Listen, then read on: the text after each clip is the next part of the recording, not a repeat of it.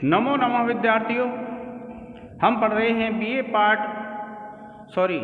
MA previous तृतीय प्रश्न पत्र, जिसका नाम है भारतीय दर्शन एवं व्याकरण। भारतीय दर्शन एवं व्याकरण के इस प्रश्न पत्र में हम सांख्य दर्शन की एक पुस्तक है विद्यार्थियों, जिसका नाम है सांख्य कारिका।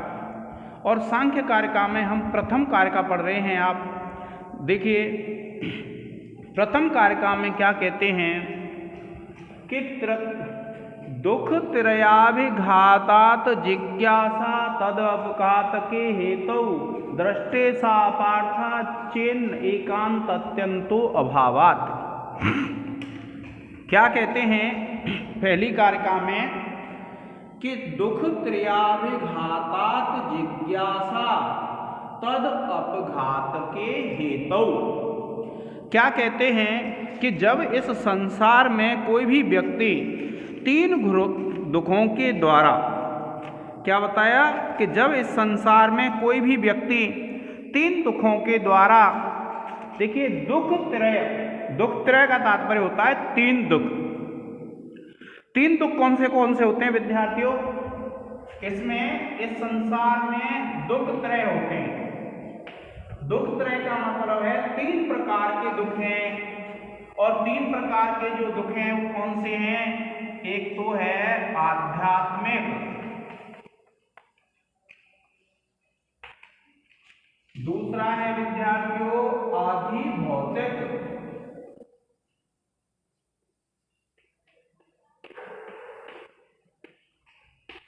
और तीसरा है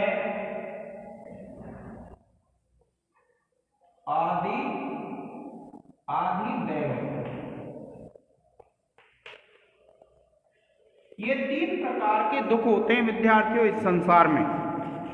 क्या कहा? दुख त्रयाभिघातात्, कि जो तीन दुख हैं उनके, क्या कहा? आध्यात्मिक, आदि भौतिक और आदि दैविक। ये तीन प्रकार के दुख हैं, और जिसमें पहला जो दुख है वो है आध्यात्मिक। और ये जो आध्यात्मिक व्यक्तियों जो दुख होता है, यह दो प्रकार का होता है। ये दुख कितने प्रकार का होता है? दो प्रकार का हो जाता है जो आध्यात्मिक दुख है। और आध्यात्मिक दुख कैसा होता है? एक तो होता है शरीर से संबंध जो दुख होते हैं, जैसे बुखार आ गया, अर्थात जो शरीर में धातुएं होती हैं वात पित्त कफ आदि, उनसे जो उत्पन्न होता है। जैसे किसी को बुखार आ जाए, किसी को कोरोना हो जाए, किसी को डेंगू हो जाए, ये सब जो दुख होते हैं वे किस में आते हैं विद्यार्थियों? वे सभी दुख आते हैं आपके शारीरिक दुख।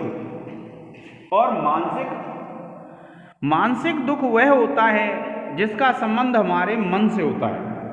क्या कहा विद्यार्थियों? कि आध्यात्मिक दुख तो दो प्रकार से बांटा गया है, और दो प्रकार से जब बांटा गया है तो पहला जो भेद है इसका, पहला है आध्यात्मिक का शारीरिक। और शारीरिक उसको बोलते हैं जो शरीर से संबंध होता है।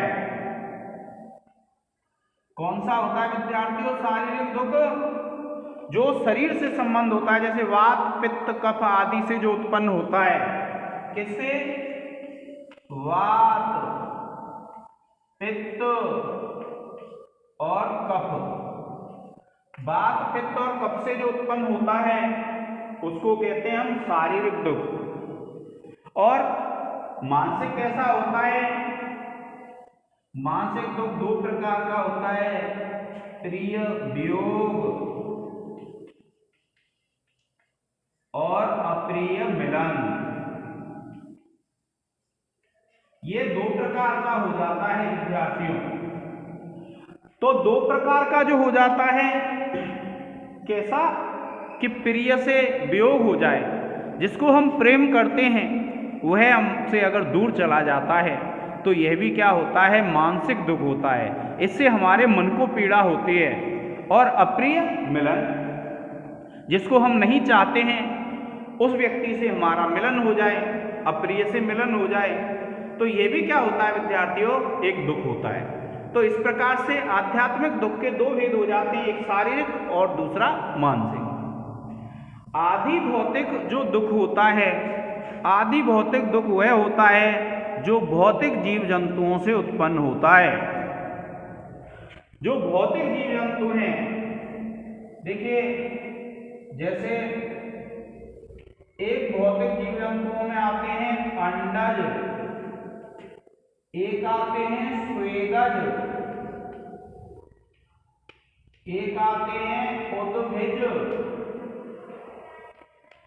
और एक आते हैं जरायुज। अब देखिए विद्यार्थियों, ये जो अंडज होते हैं, अंडज उनको कहते हैं जो जीव अंडे से उत्पन्न होते हैं, जैसे छिपकली, कोई भी पक्षी, ये सब किससे उत्पन्न होते हैं? अंडों से उत्पन्न होते हैं। स्वेदज, स्वेद कहते हैं हम पसीने को, पसीना होता है, जैसे अंडज में सांप भी आ जाता है, सर्प। स्वेदज कहते हैं पसीना, पसीने से क्या होता है? जुएं पड़ जाते हैं, जुएं। उद्भिज, उद्भिज कहते हैं जो वनस्पति जमीन को फोड़ करके बाहर निकलती है, जैसे पेड़ पौधे आदि ऐसे होते हैं जो जमीन को फोड़ करके बाहर निकलते हैं, वे उद्भिज में आ जाते हैं। और जरायुज, जरा कहते हैं जेर को, जरायु का मतलब क्या होता है? जेर। आप देखते हैं जैसे पशु जब अपने बच्चे को जन्म देता है तो उस बच्चे के ऊपर एक झिल्ली होती है, और जो झिल्ली होती है वह क्या कहलाती है? जरा। जरा माने जेर। जो जरायु से, जेर से जो उत्पन्न होते हैं, ऐसे ही मानव है, मानव का भी जन्म होता है तो उसके ऊपर एक झिल्ली होती है, और झिल्ली होती है तो इसलिए वह भी जरायु में आता है। तो इनके द्वारा जो दुख उत्पन्न होता है, जैसे सांप खा जाए किसी को दुख उत्पन्न होगा, पसीने से जुएं, जुएं सिर में खुजली करते हैं। उद्भिज है, आप बैठे हुए हैं, पेड़ आपके ऊपर गिर पड़ा। और जरायुज है, जरायुज में पशु ने मार दिया, मान लो आपको सींग मार दिया, और सींग से क्या हुआ? पशु के से आपकी लग गई। तो ये जो हैं ये आदि भौतिक दुख हैं। और आदि दैविक किसको बोलते हैं? जो दैवीय शक्तियों से उत्पन्न होते हैं। जैसे किसी के ऊपर बिजली गिर जाए,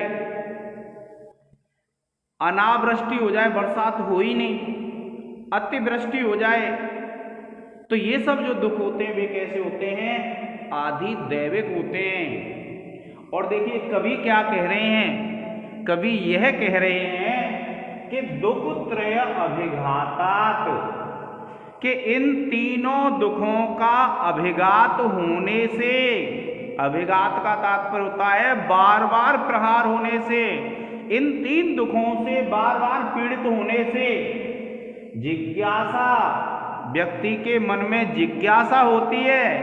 किसकी जिज्ञासा होती है?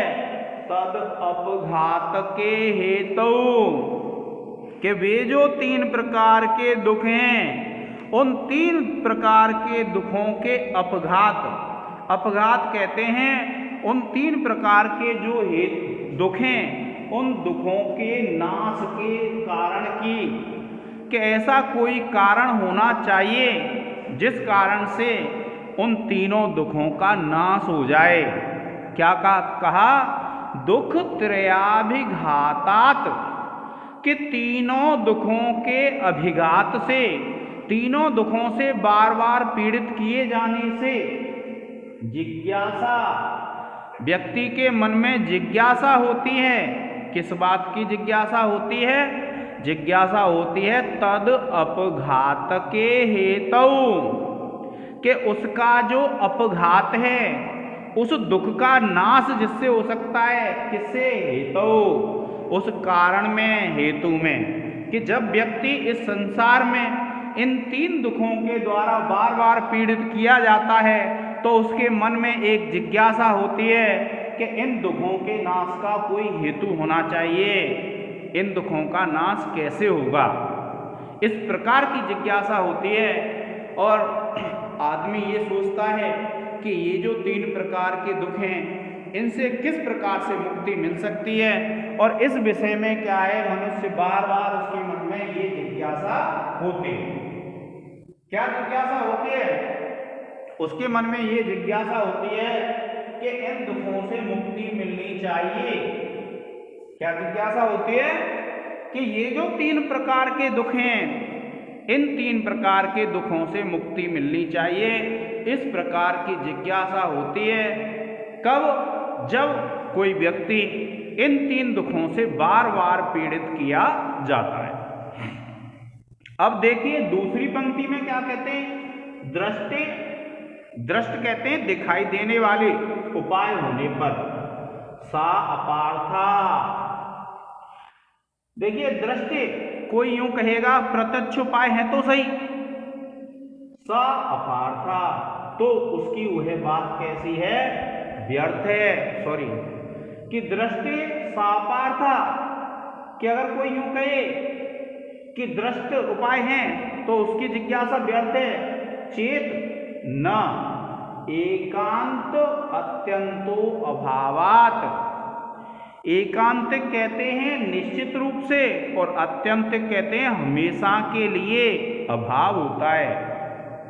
अगर आपसे कोई कहता है कि दृष्टे सापार्था, कि दृष्ट उपाय है तो सही, अगर कोई व्यक्ति आपसे यह कहता है कि उन 3 प्रकार के दुखों से मुक्ति के लिए दृष्ट उपाय हैं, तो फिर ये व्यर्थ है ये जिज्ञासा। तो चेत न, तो उसको यह नहीं कहना चाहिए। क्यों नहीं कहना चाहिए? एकांत अत्यंतो अभावात, क्योंकि उन 3 प्रकार के दुखों की एकांतिक और आत्यांतिक निवृत्ति नहीं होती है, अर्थात निश्चित रूप से और हमेशा के लिए उन दुखों से मुक्ति दृष्ट पदार्थों के द्वारा नहीं मिल सकती है। क्या कहा कि जो 3 प्रकार के दुख हैं उनके द्वारा जब व्यक्ति बार बार पीड़ित किया जाता है तो उनके नाश के हेतु के संबंध में जानने की इच्छा उत्पन्न होती है। और यदि ऐसा कहा जाए कि प्रत्यक्ष दिखाई देने वाले उपाय के वर्तमान होने पर उक्त जिज्ञासा व्यर्थ है, तो ऐसा कहना उचित नहीं है, क्योंकि प्रत्यक्ष दिखाई देने वाले उपाय से एकांतिक अर्थात निश्चित रूप से और आत्यांतिक अर्थात हमेशा के लिए उन दुखों से मुक्ति नहीं मिलती है। क्या कहा कि वे जो 3 प्रकार के दुख हैं, उन 3 प्रकार के दुखों से मुक्ति दिलाने के लिए दृष्ट उपाय हैं तो सही, लेकिन उन दृष्ट उपायों से हमेशा के लिए और निश्चित रूप से मुक्ति नहीं मिलती है।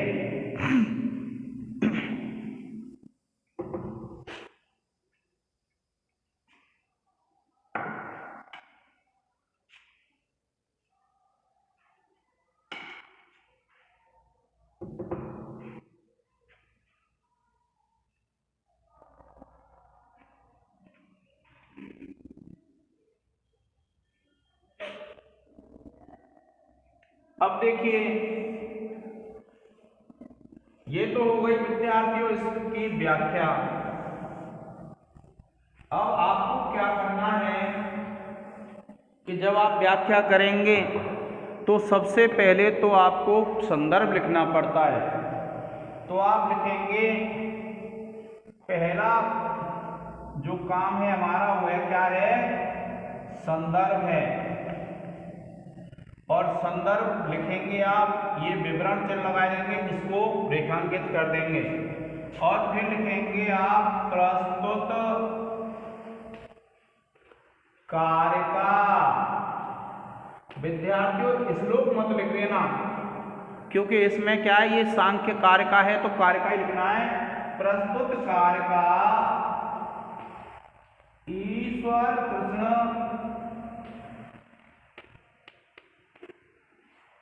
विरचित,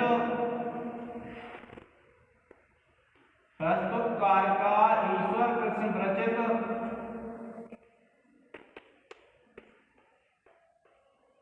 सांख्य कार्य का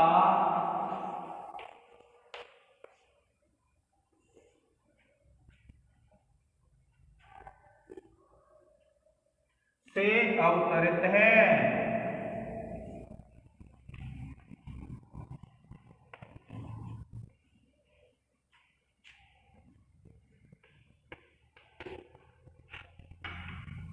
देखिए, प्रस्तुत कारिका ईश्वर कृष्ण विरचित सांख्य कारिका से अवतरित है।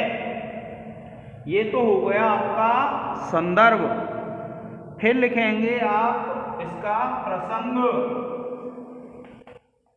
और प्रसंग में लिखेंगे, देखिए ये विवरण चिन्ह हो जाएगा। आप लिखेंगे इस कारिका में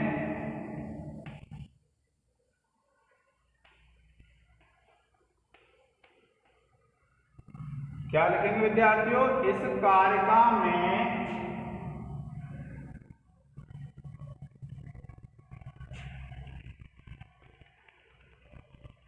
ईश्वर कृष्ण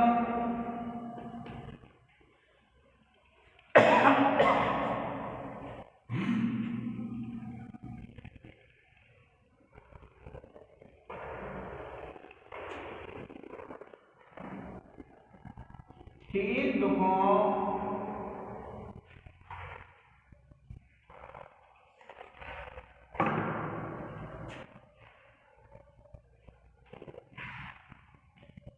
सांख्य ईश्वर कृष्ण सांख्य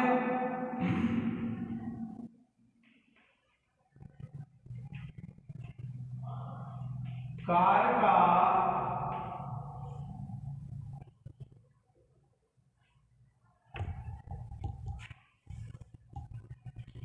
सांख्य तत्वों के प्रयोजन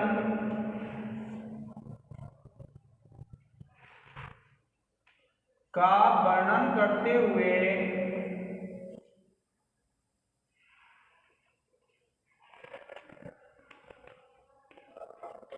कहते हैं। ठीक है विद्यार्थियों, ये हो जाएंगे आपके प्रसंग।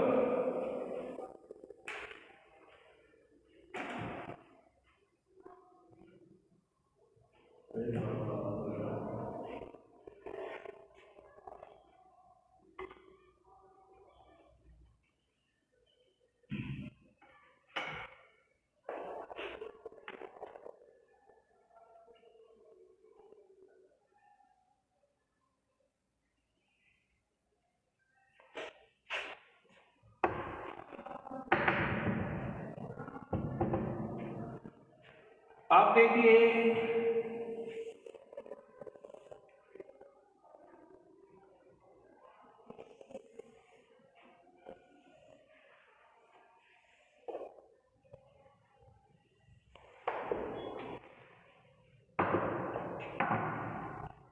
अब आप लिखेंगे विशेष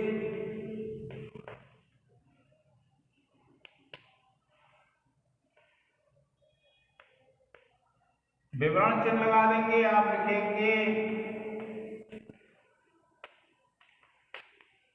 इस कारिका में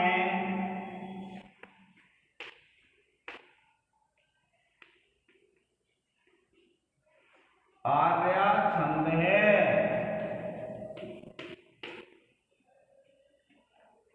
फिर दूसरा लिखेंगे इस कारिका में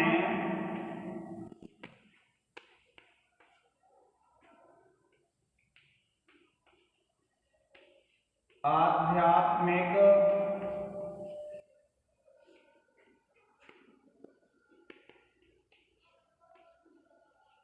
आदि भौतिक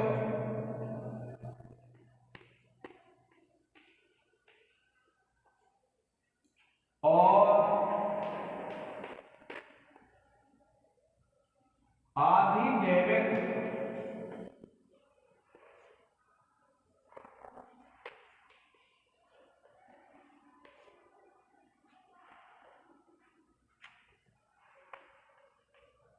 तीन प्रकार के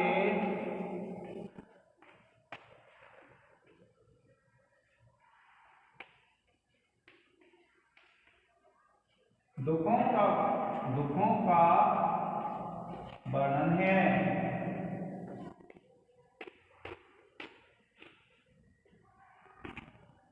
और फिर लिख लेंगे आप व्याकरण टिप्पणी।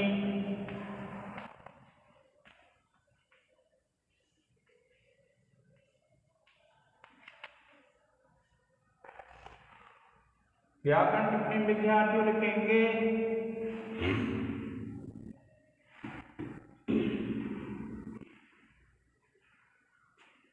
देखिए, पहली लिखेंगे आप सा अपार्था, तो आप लिखेंगे सा प्लस अपार्था,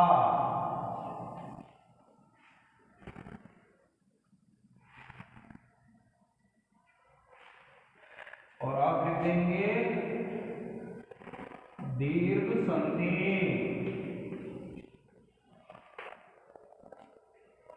फिर है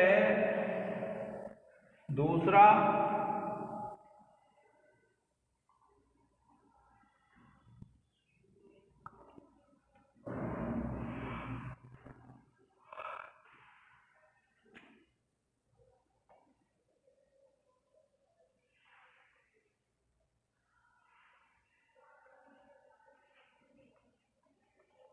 दुख त्रयाभिघातात्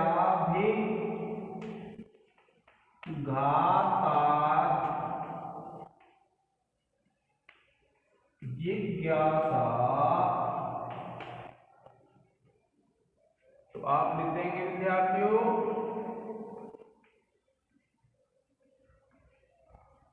दुख त्रयाभिघातात्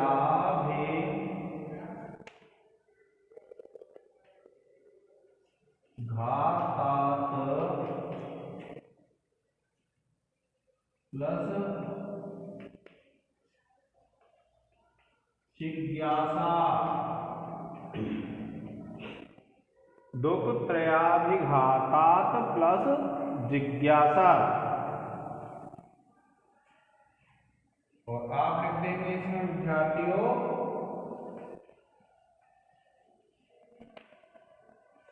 इष्टुत्व हल संधि।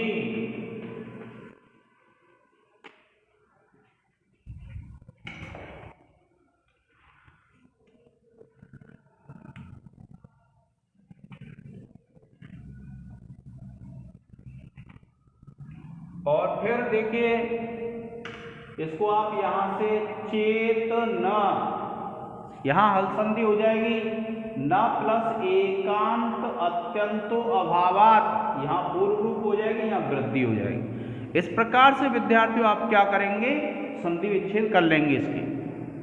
ठीक है विद्यार्थियों, आज के इस लेक्चर में इतना ही। धन्यवाद।